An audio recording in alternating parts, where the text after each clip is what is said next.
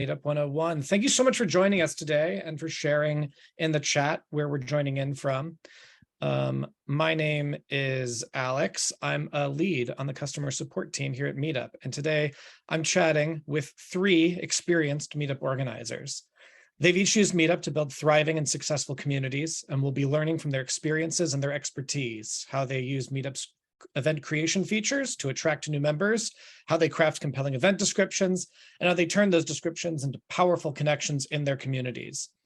Our panelists today are mentors in our Meetup organizer community, and we'll meet them in just a second. But first, if we'll move on to the next slide, I want to talk you through some of the guidelines about what to expect from our event today. First and foremost, this event will be recorded. Your cameras will not be appearing. You won't see yourself in the video. You have also been courtesy muted, so your audio on your end will not be appearing in the event either. If you have questions throughout the event, our chat is going to be disabled, but we do have a separate Q&A feature at the bottom of your screen. You can submit questions and our support specialists are online to answer as we go. And then if there are specific questions that our organizers here will be suited to answer, we'll have a Q&A session at the end of our event today, which I'll continue to moderate. Last but not least, closed captioning is available. If you'd like to turn that on, click the live transcription icon at the bottom of your screen and select your preference. And now we'll proceed on to the next slide. Thank you very much. What we can expect today, once I get done with the introductions here, I'm going to talk us through some new and upcoming features on Meetup, and then I will open the discussion up to our panelists. We'll be talking with them for most of our hour today, and then at the end of the session, we'll spend some time answering, as I said, those questions that you post in that Q&A. All right, and without further ado now, I am going to introduce us to our guests today. As I said, these are all mentors in our Meetup organizer community on Discord. Once we get a sense about who we're talking to today, you see a QR code up there in the top right-hand corner. If you're interested in joining this community, you'll be able to speak not only with our helpful mentor organizers we're speaking with today, but an entire community of other organizers who are learning and sharing their experiences. So first and foremost today, we have Seal. Seal the Deal has been a Meetup organizer since 2013. She created and organizes a few Meetup groups, including SEMO, which stands for the Society of International Meetup Organizers, From Broken to Smokin', and the OC Single Moms Club. Seal the Deal's #1 passion is encapsulated in one word, and that's relationships. In fact, she created SEMO because she believed in staying connected with like-minded transformational leaders all over the world during the initial weeks of the pandemic when towns, cities, states, provinces all had been locked down. Seal is also a relationship coach and leadership trainer, and she serves as an organizer mentor in Meetup's organizer community on Discord. Welcome, Seal. Thanks for joining us. I'm going to move on to our next organizer today. This is Alicia. Alicia is a graduate of the prestigious Brooks Institute of Photography. She started her career as a set decorator on the award-winning indie film Twin Falls, Idaho. After her acceptance into Local 871 as an art department coordinator, working in 3 countries, 4 years, and countless students later, Miss Allen has returned stateside with a suitcase full of pictures, cultural adventures, and new friends, and a desire to connect over a love of all kinds of literature. And that's why in 2011, Alicia founded the award-winning book club Mocha Girls Read. It's a network on Meetup with nearly 10,000 members, 16 chapters, and 15 cities. An ASL community later, she's sharing her secrets to her success with organizers on the Meetup community on Discord as one of our mentors. So thank you very much for joining us, Alicia. And last but not least, we have David joining us today. David has been a Meetup organizer since 2014 and has touched nearly 16,000 lives through 3 local West Michigan groups and several virtual international friend connections groups in 6 major cities internationally. Despite having social anxiety and being shy, his persistence and commitment in cultivating and maintaining his own community of friends, he has helped many people build lifelong friendships and relationships of all types along the way. His groups welcome people from all different backgrounds and provide a safe space for people to feel heard. David also serves as an organizer mentor in our organizer community on Discord. I want to thank all three of you so much for joining us today. I'm really excited to ask you some of these questions that we've been hearing from our organizers, to hear about your experiences and see what we can learn about building our own communities. All right, but before we get into the meat and potatoes of our discussion today, I want to give us all some updates and some heads ups on new and upcoming features on Meetup that we've been releasing lately. If you've attended any of our Meetup Live sessions over the last few weeks, you've no doubt heard about the new Meetup for Organizers app. This is a new app that we have rolled out specifically for organizers to make the experience of creating and publishing events more convenient for you. If you've already downloaded the app, I want to thank you so much for participating and for using the app. The more that we hear about people using the app, the more it helps us to expand and develop. Already, we've started iterating on this app, and you can expect to see new features like an attendee manager, an attendance taker for when you are actually at your events, and an event search feature. This is going to be an exclusive feature that's only on the Meetup for Organizers app. It isn't available on the website or on the members version of the app. And the event search is going to allow you to look up upcoming, past, or draft events by event name or venue title. If you'd like to download the Organizers app, the QR code on the screen here, I believe we'll have a chance to take a look at it later on in the presentation as well. Other features coming up include our meet and greet templates. We're looking to expand organizer capabilities for both new organizers and existing organizers. The meet and greet template is a pre-populated event creation form. It's going to insert a title, a featured photo, and some basic information so that you can go ahead and get an event published that's specifically designed for people to attend and just to meet each other. It takes some of the effort off of you as the organizer to come up with all these details yourself. And then once you have that sort of meet and greet event out of the way, we'll be learning with our discussion and with our organizers today about other ideas you can have to build off of what you do with the meet and greet template. Moving on, we also have just launched today, I believe, the event search map. This is a new feature that allows you to take a peek at in-person events in your area. On this map, you'll see those map pins pointing out where you can find events in your area. Like the Organizer app, we're continuing to iterate on this as well. Soon you'll be able to move the map around and see other events in your surrounding areas.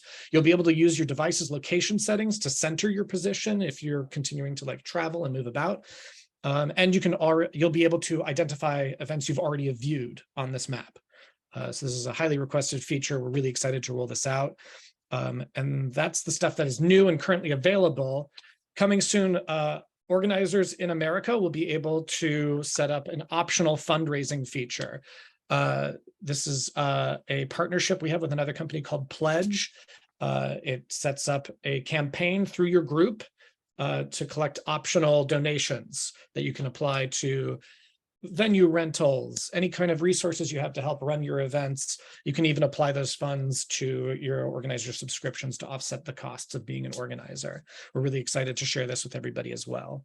All of these features come from feedback and suggestions from our organizer community. So I want to thank you all for joining today and for being part of our community. And here's a nice handy dandy summary of what we've got coming up. I believe this is the QR code to download the Meetup for Organizers app. So that's what we've got going on. And now I want to open up the discussion and we'll talk to our Meetup organizer mentors here. The first question, sort of just off the bat, is some of these new features. Are any of these a surprise to you guys? Had you heard about these before? Is there anything you're particularly excited about giving a try or that you see might be helpful for your groups? I heard about the pledge coming up, and I'm very excited about that, the integration, so that we can help pay the bills. And it looks very easy and very user friendly. So I'm excited about that. The other part of that we're really excited about is that there's no barrier for entry. We've had the required members dues before, but Pledge allows a lot more flexibility for both organizers and members joining. Yeah. Like any barrier for entry. So great. That's really exciting to hear. I love the meet and greet template, Alex. That is amazing because it really cuts down the time in putting together an event, and it really helps us just streamline everything. So that's a great feature. I'm I can't wait to try it out. Thank you so much, Seal, for saying that. And it opens up exactly what we want to really focus on in our discussion today, which is like the effort of coming up with ideas for your events, what you have to do in order to fill out your event scheduling form, to publish that event, and how we can attract people into those events. The meet and greet template does help, but once you've hosted an event like that, maybe even a few times, then what? So I think we'll start by talking about the effort that goes into creating an event. One of the most frequent questions we get from new organizers is, how do you write your event descriptions? I know it affects me. Like, I'll be creating an event and then you just see that blank box and you're like, well, what am I supposed to fill out here? David, Seal, Alicia, do you have any tips about what you think about when you are creating a new event, when you have to fill out that box? What goes into creating your event descriptions? I'd like to share how I do it, so that way everybody can probably learn from how I do it. I'm very creative when it comes to coming up with ideas as far as writing. However, I'm not a good writer. So I just happen to have a great co-organizer, Deborah. I know she's here, and she helps me. So I would put together the event, description, and I'd text it to her. Next thing you know, she'll fix it, edit it, and boom, we have a great event description. One of the things that I would always consider is the what, the where, the when, and the who, right? But the most important aspect, the most important W that I would really emphasize is the why. Your members joined your meetup group for a reason. They wanted to connect, whatever that reason is. If you have a kayaking group, what they want to do is they want that need, that unmet need, somehow to be fulfilled by you. And I know it sounds like a tall order, but that's what they want. So what I usually do is on every why, I emphasize what they will learn from that meetup. Even if it's a camping experience, they're still going to meet people. They're going to learn about a new place to camp, whatever it is. But what are they going to get? What is the benefit, not just a feature of what they're going to get from that meetup? Thank you so much, Seal. I think those basic details are really crucial for giving people an expectation about why they're going to attend, what they're hoping to learn, who they're hoping to meet when they go. That's really great.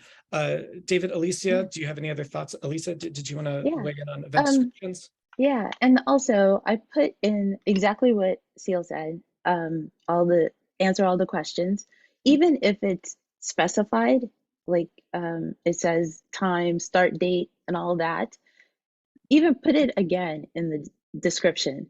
But number one thing for our book club, we put in the description, you don't have to read the book to attend. We do a lot of topic discussions. The book may be about a young girl feeling like she's, like new to the neighborhood or something. So we'll have that as the discussion of the book club meeting. So you don't have to read the book. We just want you to come and participate in fellowship and get to know us and just come for the experience. And we really emphasize that. And it's in every single description. And it's number one, it's almost our motto. You don't have to read the book to attend. That level of inclusiveness, I think, is also really important when you're trying to invite new members into your group. So what I'm hearing already is a sense of inclusiveness, specificity about expectations for attending an event. And Seal had also mentioned something that I think is really interesting, which is that it's not all on you as an individual organizer. There are people in your community that you can tap to assist by, you can assign them leadership team roles and help to manage that. If people are interested in learning more about leadership team roles, I believe we've just posted in the chat a link to our Help Center article on how to assign those leadership team roles, how to identify people in your group that you can use as part of your team to help you run these events. Thank you so much. I'm going to move on to our next question. We'll keep things moving along. RSVPs to events is like always the crucial goal. Like everybody wants people to not only be RSVPing, but to turn up to events. So let's start talking about that. Can one of you share with us an event? Tell us about a time where you were struggling to get those RSVPs and what you learned from that experience. Yeah, so I had been, so I run my local groups, West Michigan Geeks, West Michigan Introverts and Shy People are two of my main groups that I've had for years and years. And we've been struggling to get people like in May and June. And I just didn't know what was going on. So actually what I found was I found a local Facebook group in Grand Rapids of like 60,000 people. And I'd been posting in there like, yeah, West Michigan Introverts and Shy Peoples, we're going to meet on Wednesday. We're going to color bags for kids' food basket. And my friend Jennifer is hosting. And then that generated a lot of buzz. And that post actually got like 1,200 likes and like 100 comments. And so now what I'm doing is every week I'm putting a reminder for a Wednesday event in that group to see if more people can turn out. I did that for my West Michigan Geeks group too, and also for like a 20s and 30s group. And I've had 2 extra people turn out from seeing those Facebook posts. So I think if I keep doing it more consistently, I'm going to get more people RSVP from those posts. Sometimes the Facebook groups are tricky because you can't put a link in there. So I say, here's the name of my group, find us on Meetup. Or like if somebody comments, oh, is there do you have a website? Then I'll put the link after somebody comments. But that's one tactic I'm using this year. So just to make sure I understand that, so it's a matter of promoting in your social media circles. Yeah. Having regularly scheduled events that people can expect to know when these events are attending, Yeah. and then posting regular reminders about when those events are. Yeah. So I mean, there are multiple tiers in order to create that sense of constancy.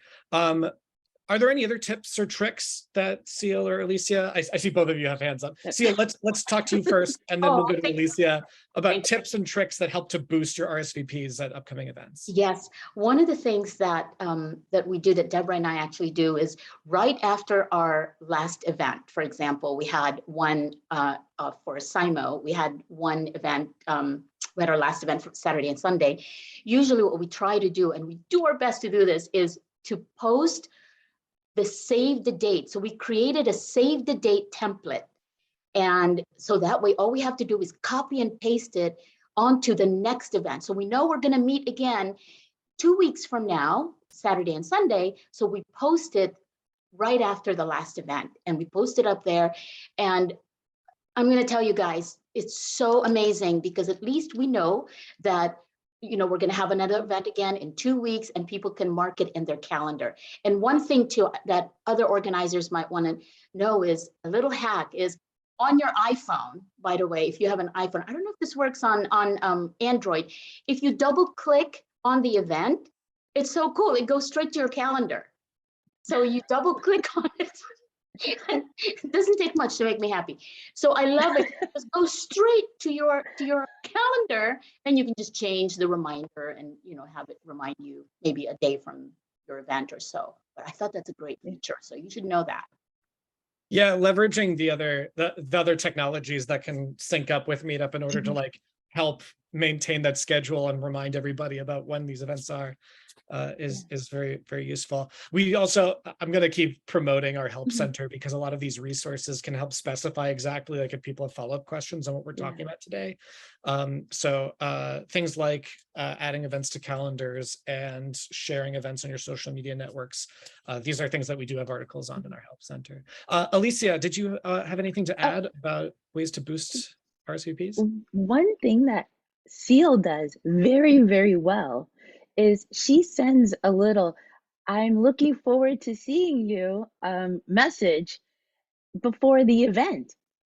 I love that so much, and it kind of makes you feel like you have to attend.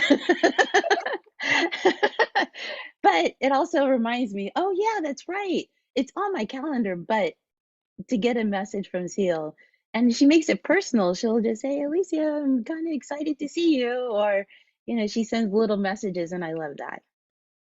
That is such a great point, Alicia. Thanks for bringing that up, because I think that's another thing that we sort of commonly get questions about, but people don't know that that's the thing that they're asking about, which is a communications plan. How regularly do you contact your members? At what points in the process do you contact them, and what you're contacting them about?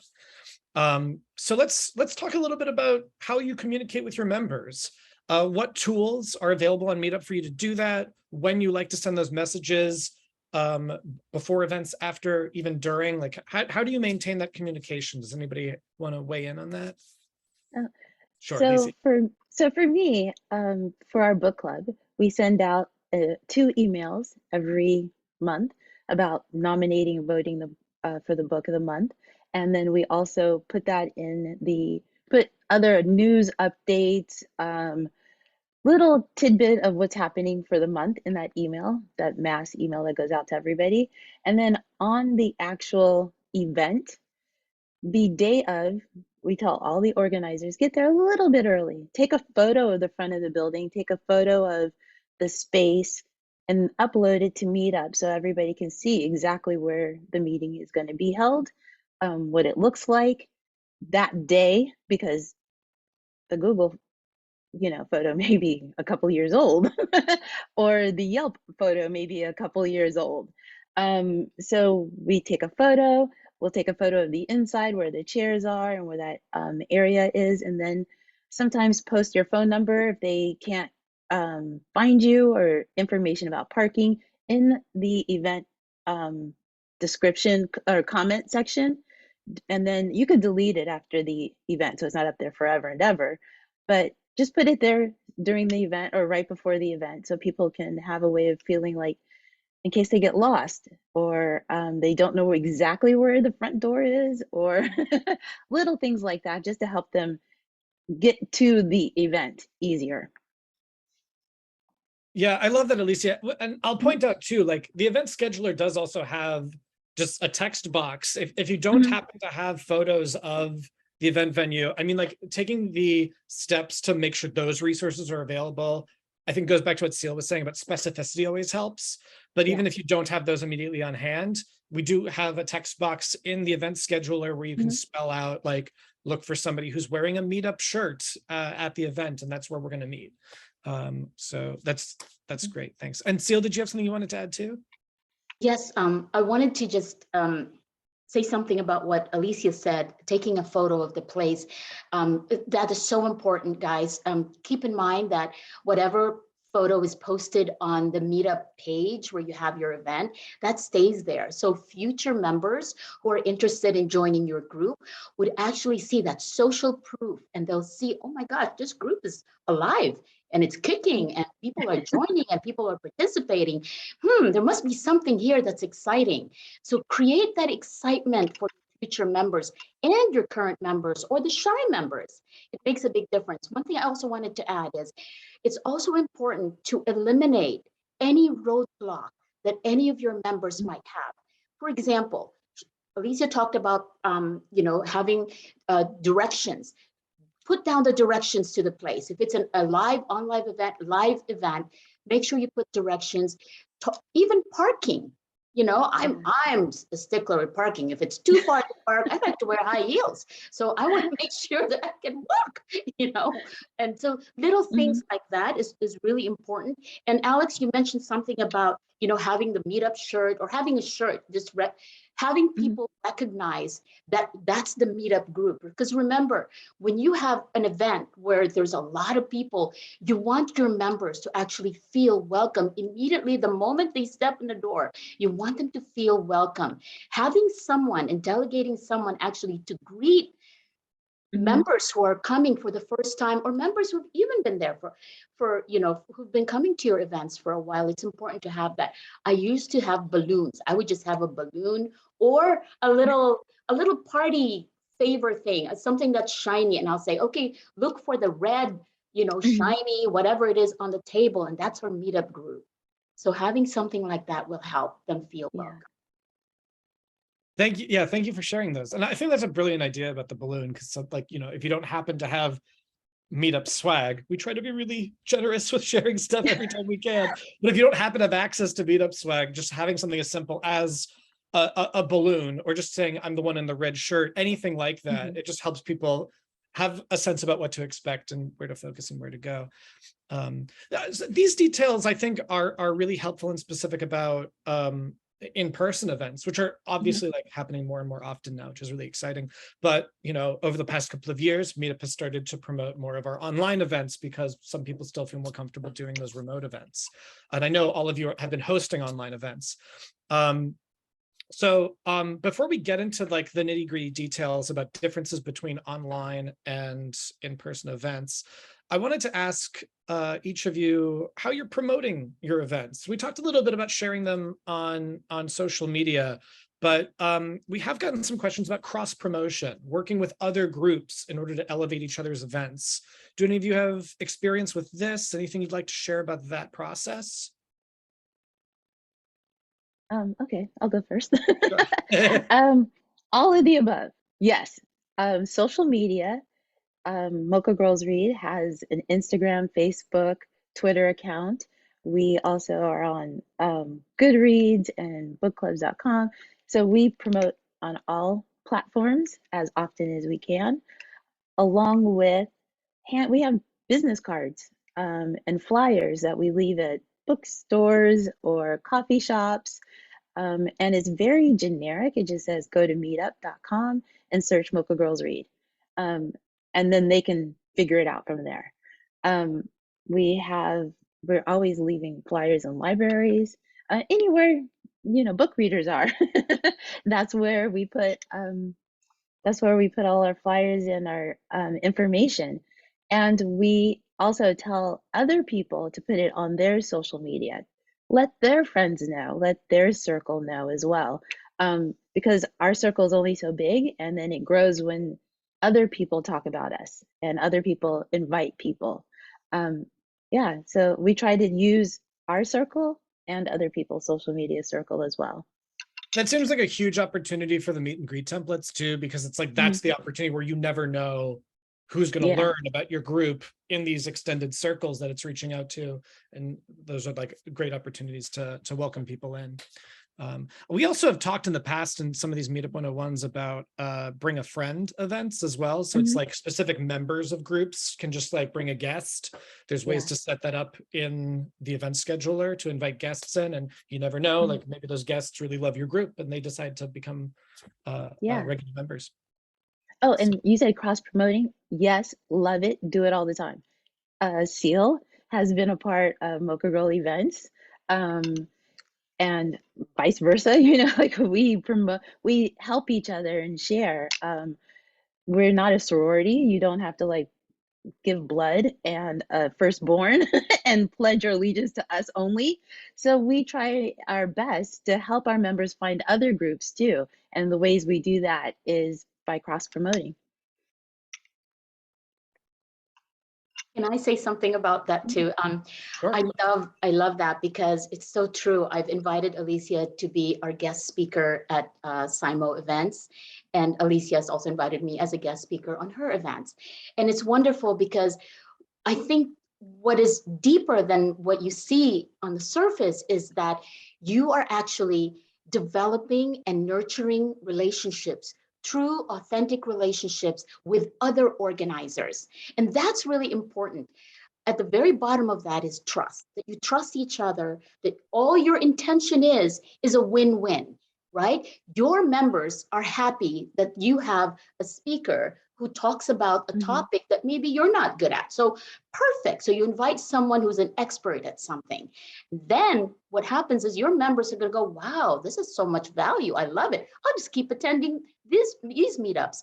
But also remind your members that they need to turn on their notifications. So when you announce your new meetups, they know, and let them know, at least they'll know that you have another event with a new speaker. That's huge, Seal, about the notifications, and we know that it's a huge concern with our organizers to ensure, like, how do we know that our members are receiving our communications, our event announcements? As someone on our customer support team, I can tell you 9 times out of 10, it's because the members don't know to turn their notifications on. We try to make as many of them like sort of like automatically opted in as possible, but there's a lot of like nuance and management to it, which again, Emily has been posting links to our help center. It's I think for organizers who are listening to our conversation today, the help center is your friend, especially when members have questions that you don't necessarily have answers to. You can direct them there. If people have questions about notifications, say Meetup has a help center that can help you adjust your notifications. And if they're still not getting the answers, they can email our support team directly and we'll be ready to help them.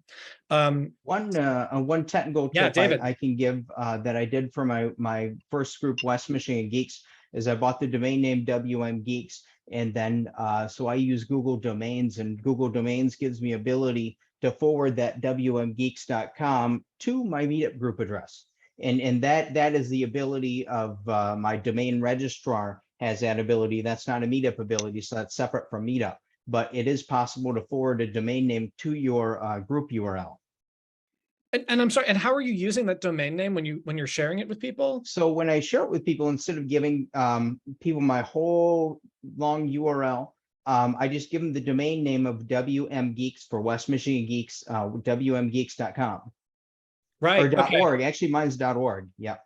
Gotcha. So yeah, I think it's one of those situations where it's like the more that you invest time and energy into doing it, the more you'll get back into it. And I think leveraging these other systems that can partner so well with Meetup can really help enhance your community. So I think that's a great tip, David. Thank you. We were talking about how to share details about venues so that people know where they're going. But there's I think another nuance to this, which is like we were talking about before with online events. Have any of you found differences in how you prepare for hosting an online event versus an in-person event? And specifically, the venues part of it. I mean, the difference between finding a physical location versus hosting like a Zoom room like this. Does anybody want to speak to that experience? Yeah, Zoom events. So I do, like now I do up to 9 Zoom events, 10 Zoom events per week. And usually I'll be alone at night. I'll throw a link out and we can get up to 30 people for an impromptu event or more. But yeah, Zoom events, they require kind of less preparation time, and they're easier to do. They're a little bit more stressful than in-person events because you got to manage people better. You got to manage Zoom bombers and trolls and things like that. That's one of the most things you got to manage. And then you got to manage people. Some people want to like speak all the time and not let others speak. So you got to step in and say, well, it's time to let somebody else speak and things like that. But the online events are really rewarding. It's a great point to talk about online event protection. Like, how do you protect your event from Zoom bombers? We have a help center article for it. I think Emily's going to be posting that in just a second. But we've started trying to make sure we have resources available for people who want to set up those Zoom events and to protect them. And we also recently rolled out a feature to integrate Zoom directly into the event scheduler. So if you have that works very well. Right. Yep. So then you just tap a button and it auto generates a link for your events. Yeah, terrific. Seal, Alicia, do either of you have comments about either in-person venues or online? Yes. I enjoy the Zoom events because I can just, be all dressed up to here and be in my pajamas down there. To be honest, I'm not wearing pajamas now, but I just thought it's just more relaxing, and I love it when I can just be on Zoom. And the beauty of it too is in my group with SIMO, we have members, organizers from all over the world. So it really makes a big difference and I love traveling. So I love meeting other people from other countries. And that to me is exciting. So it's fun. Now, versus the local events for me, just like what David said, it's I don't know, for me, it's really stressful and stressful. However, this is where your leadership skill comes in, is when you can delegate the things that stress you out to members and empower those members to be leaders as well. And that would really help you a lot, because now if you're not good, like I'm not good with social media, I'm actually looking for someone who can help promote SIMO and be a social media guru, who's a social media guru for, find those types of members for your group. And once you do that, for me, it's important that you actually have a good trusting relationship with them and good communication. So you can call each other, 5 minutes, talk about something for your meetup, and boom, it solves your problem pretty much. So you're not as stressed out as I was when I first started my meetup groups. I want to underscore something that you've said, because you've brought up the word trust twice, Seal, and I think that's huge as a meetup organizer, because you've spoken to it both in terms of like how you are welcoming your members, but also in terms of how you're building your leadership team. And I wanted to ask a follow-up question, which is like, how are you identifying the people in your group that you want to help you run your group? The number one, for me, the number one requirement that I have is that the person actually shows good communication skills. And number two, commitment. So communication, commitment.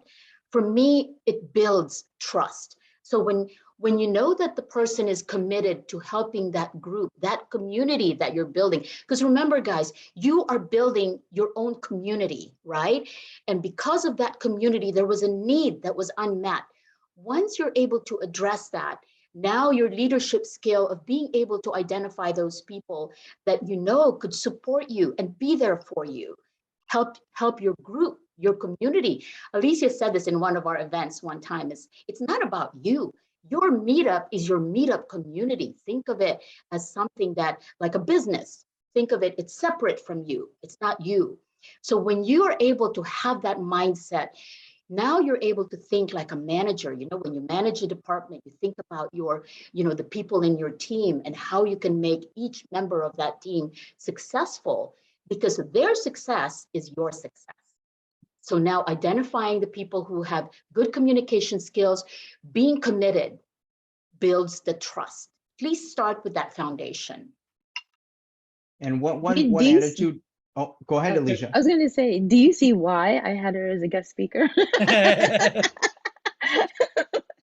David, what were you going to add? Oh, I was just saying, one of the attitudes I've always had in my groups is that as the leader, I'm really the least important member of the group, because I would not have a group if not for all these wonderful people that show up to my groups and make my life better. And so as a leader, I'm here to serve the people that come.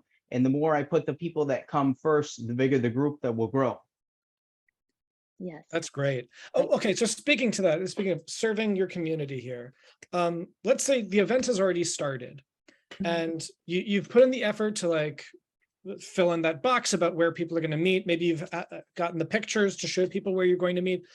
What happens if an attendee is having trouble finding it and the event has already started? Have any of you had that experience, and how did you manage it? All the time. Yeah. Yes.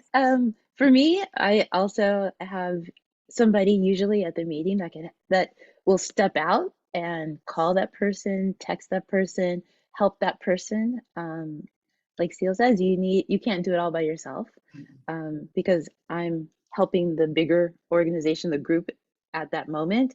Then I delegate the one person to deal with helping somebody get a parking spot, or helping somebody find the entrance, or just talking somebody through where we are in the building.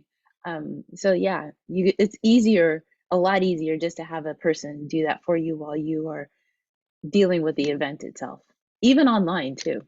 There are always there's always tech issues, so you need somebody to help them get online. So delegate that to somebody else while you are running the meeting. That's true. And one other thing too is use the comments or discussions feature on your Meetup app. And before the event, send a little reminder to your members that if there are any important updates or changes, that you're going to put them up on the discussions feature or comments. So that way, train your members to use that. Number one, it's social proof. It actually shows future members that people are going to your events. Oh, I couldn't find parking. Oh, I couldn't find the place. So that way they know you have an active event and it helps you. So make sure you train them to use the discussions feature as well. Put all your updates there. So there's only one area, right? Including the person that you delegate. Let that person know, okay, I'm going to be standing right in front of the gate, guys. So I'm wearing the pink shirt. So that way they know exactly. who to look for. And I think that goes back to what David was saying before too, about having like regular posts and reminders and things, because that like it helps train those people, like you're saying, that the discussions is a great place to have those updates. I do also want to, like, you know, give some special news here for everybody in attendance. We are currently testing a live event chat feature, which hopefully we're going to roll out soon, so that it's not just on discussions posts that are like sort of stable. It's like you might get live updates once the event happens, and it'll help if you have delegated that somebody to be on event chat, and it helps you kind of manage those discussions. So awesome. Hopefully we'll have more to say about that in a future update soon, but we're trying to continue iterating and making it as convenient as possible for everybody.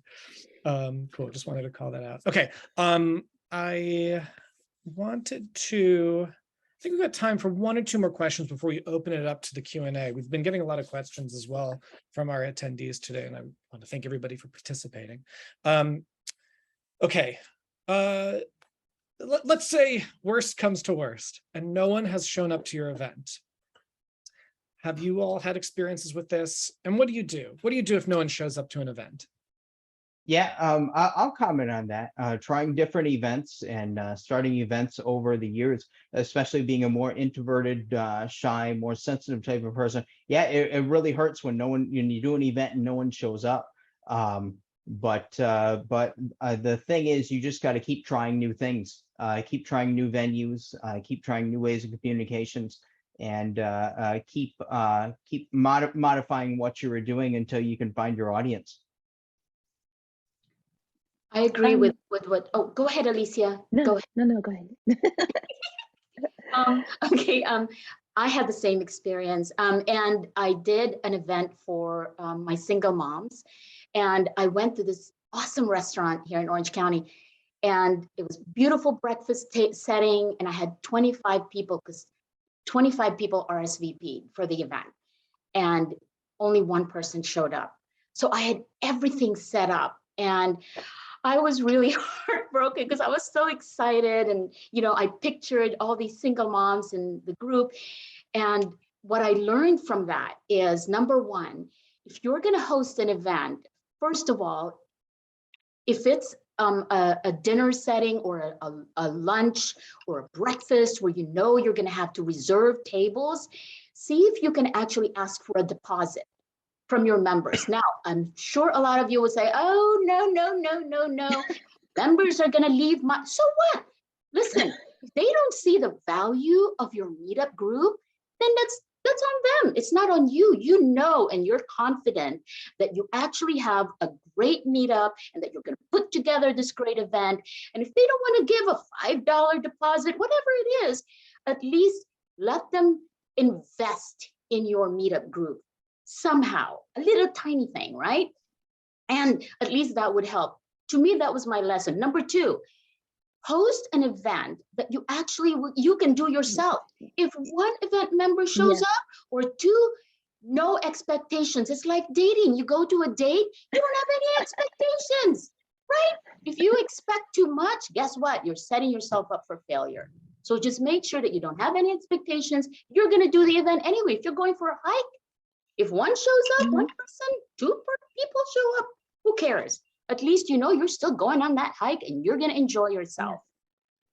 I think that expectation setting is really crucial as well. I mean, not only in terms of dating, but like as an organizer as well, like not to step on your relationship coaching, but but I think that expectation setting is so crucial, because I think as someone who's hosting events myself, it's like, it's really important to decide for yourself, like, is it about the number of people who are joining, or is it about the quality of connections that you make there? Like if you're going to meet people who like you really enjoy sharing this kind of event with, or if it's just like, great, I got a whole group of people together and we did a thing. So I think making those decisions for yourself, I think really can open up some possibilities in terms of what kind of events you're hosting. Yeah.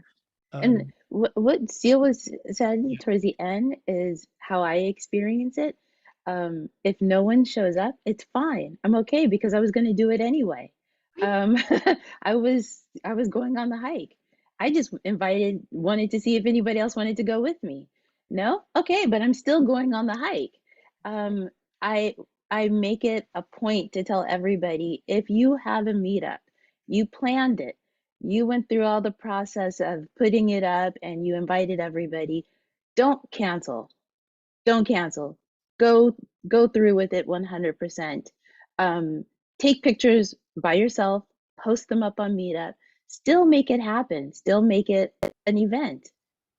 Canceling doesn't do anything. It shows that you didn't really follow through with what you said you were going to do.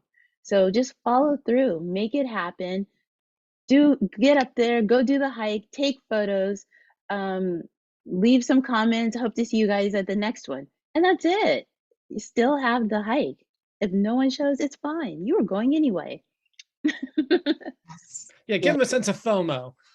Yeah, exactly. That's it. Exactly. Oh, can I say something else? Yeah. I agree with Alicia 100%. Here's another thing. For your co-organizers. So I had this co-organizer. She put together a play group, right, for her and her son, and no one showed up. So I texted her the next day. I said, so how was the play group? Did you have fun? Because we built it up. We put pictures, we put, tons of stuff on our Meetup page, but no one showed up. And so she was heartbroken. So keep in mind, you have to, it's kind of like train the trainer. Train your co-organizer to having that, that resilience, that if no one shows up, so what?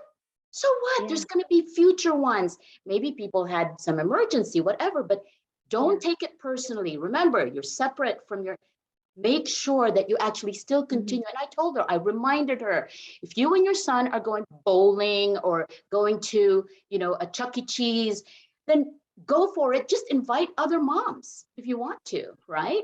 And that helps. So yeah. Thank you all so much for sharing. This is, I mean, it's incredible hearing from people who are actually doing the work and building these communities themselves and hearing what practices are working in real time. I am going to get us started on the Q&A 1 minute early because we've had a lot of really great questions and we've already had this great discussion. I think we're gonna dive right into this here. So the first question I got here is, what are your thoughts about starting on time? Expectations of punctuality versus waiting for the numbers to arrive. Does anybody want to speak to that? Yeah, for my Zoom meetings, basically I let people arrive. So my Zoom meetings go on a long time. So I let people arrive the first 10 minutes and we screen people. And then I open up breakout rooms for people to go into. And then I'll even have some members who will arrive an hour later. But I always give 10 minutes for people to arrive. And my groups are social groups, so they're really casual.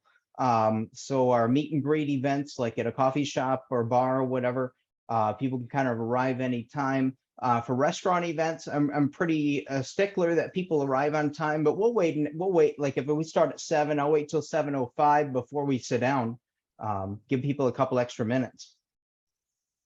Frankly, we did the same thing with this event today. I mean, we said it was going to start on the hour. We gave 2 extra minutes for people to join in as well. And speaking as well to something else we talked about earlier about having leadership teams, like I'm not hosting this myself. We've got a lot of very, very helpful, witty, on the ball people from Meetup helping me run this on the back end as well. So it does give the sense that like everything runs smoothly, but it's not just all on one person and it's not all like, regimented by the book. So you do have some flexibility there. And I think it does pay dividends because you end up being more inclusive and more welcoming for people. I was going to say, yeah, Alicia. For my Zoom meetings, I try to log on early so that I can have a moment, just make sure my tech is working and everything's good on my end. And then there's always somebody trying to get on, trying the login, the code, the thing, they're having issues. So that gives you time to help them get their video together, their mic together. And I even put some meetings, I also put in the description, log on early if you want to chat, log on early if you need help. So that way that does not take away from the actual meeting. And we give a 10-minute buffer because we understand that, we all can't log on exactly at the exact same time. There's a life happening. So we have meet and greet chit chat time for the first 10 minutes with whoever logs on first, and make it very casual before we start our meeting.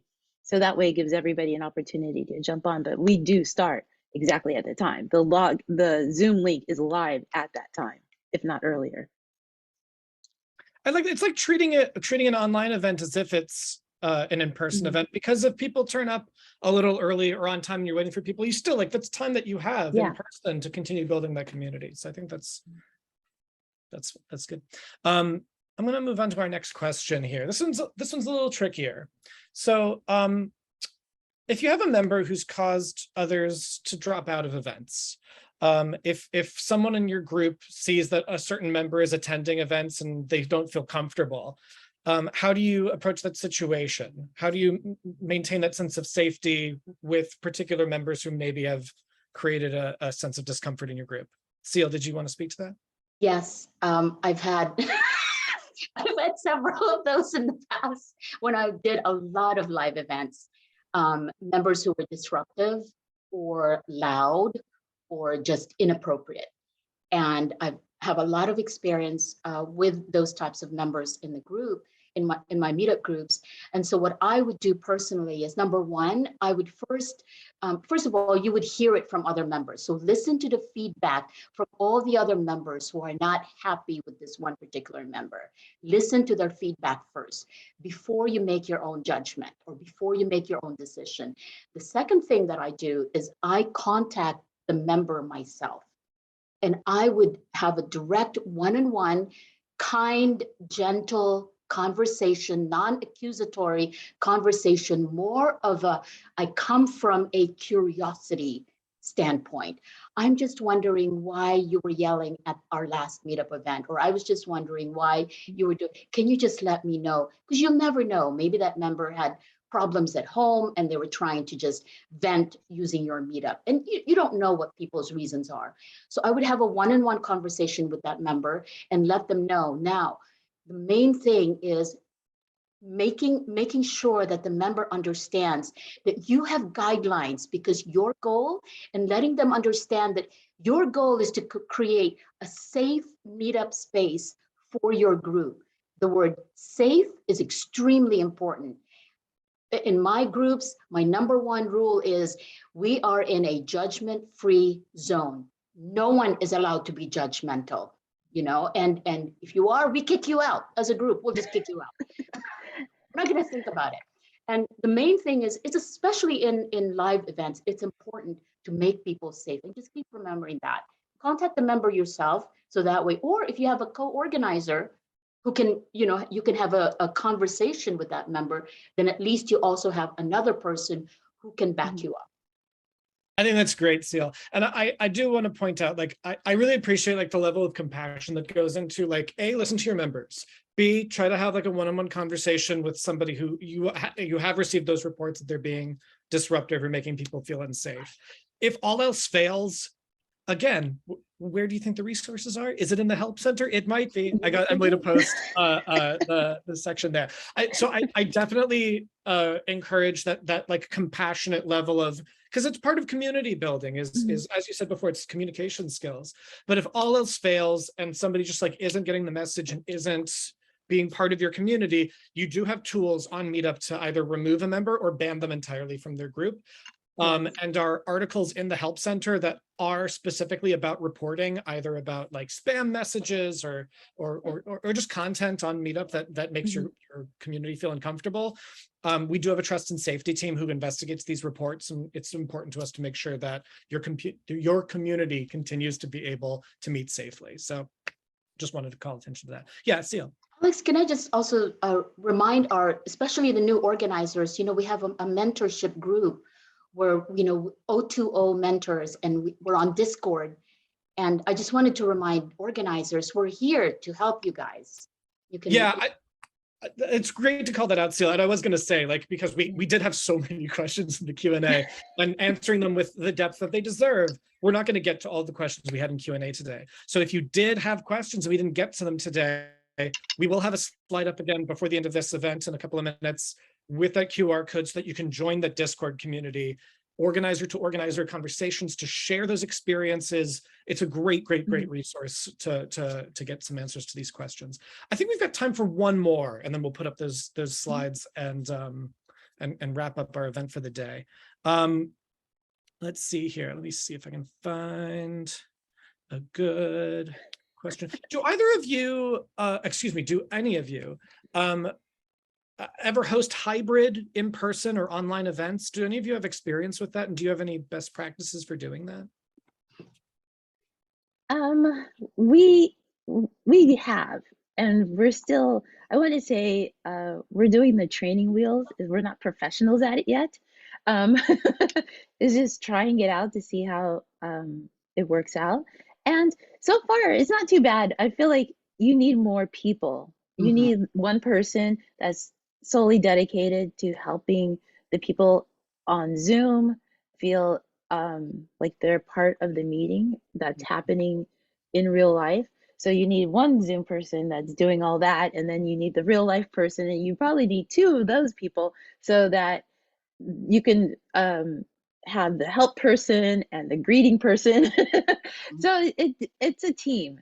I feel like hybrid events, you need a team to help you get that together. It doesn't have to be a big production. It could be just a computer sitting on the desk and at a meeting, but you still need somebody that's dedicated to answering questions or reading the comments, getting rid of the Zoom bombers. You still need that person while you're running your meeting. And I just wanted to add as well, we had another question from one of our attendees named Debbie. She asked, what do you do when you have a lot more people who want to go to an event than what you can handle? And I feel like, honestly, it's a similar answer where if your community is growing more rapidly than you were prepared for, leadership teams are crucial then. It's like, then great, your community is growing. That's when you leverage people to help you manage the more administrative parts of doing it, either online or in person. Those are our in-person meetings were before the pandemic up to 60 ladies in one room for a book club meeting was intense. So 40 to 60 depending on the book, and then it was a team effort. There's a person at the door greeting and handing out stickers and newsletters. There's another person helping all the new people. It was a team effort. It can't be just you by yourself. So we are at time. Thank you again so much, all three of you, for joining today. I think we do have some last slides that we're going to put up. Yep, here we go. So as I said, here is our QR code to join the organizer community at Meetup. You'll be able to meet some of our mentors like Seal and Alicia and David and continue getting answers from them. And there's also an entire community of other organizers who are also doing the work who will be able to answer your questions. We would love for you to be able to join this group, so feel free to scan this QR code. And I believe we might have some additional slides as well. As a member of our community support team, I did want to highlight these QR codes as well. I've been trying to talk up our help center all along. We have a product feature request form. If you have suggestions, like things like the events chat I mentioned today, this is how we get those ideas. This is how we continue to iterate on it. We are hearing directly from you. If you want to hear about things that are on the way, you can sign up for our product updates in our Community Matters blog. The help center is there on the top right. If you encounter something that's gone disastrously wrong, like the website is down, it happens sometimes, you can report bugs and submit direct requests, and we will investigate those bugs so we can get them fixed as soon as possible. Emily has also posted direct links for each of these in the chat as well. And last but not least, the Keep Connected podcast. Our CEO, David Siegel, hosts a podcast which you can sign up for at meetuppodcast.com, or again, you can scan this QR code. We are 1 minute past time. I want to thank all three of my guests again, Seal, David, Alicia. Thank you so much for sharing your experiences. You're welcome. And thank you everyone for attending today. Thank you so much. Thank you. International Friend Connection, most nights of the week at 9 p.m. There we go.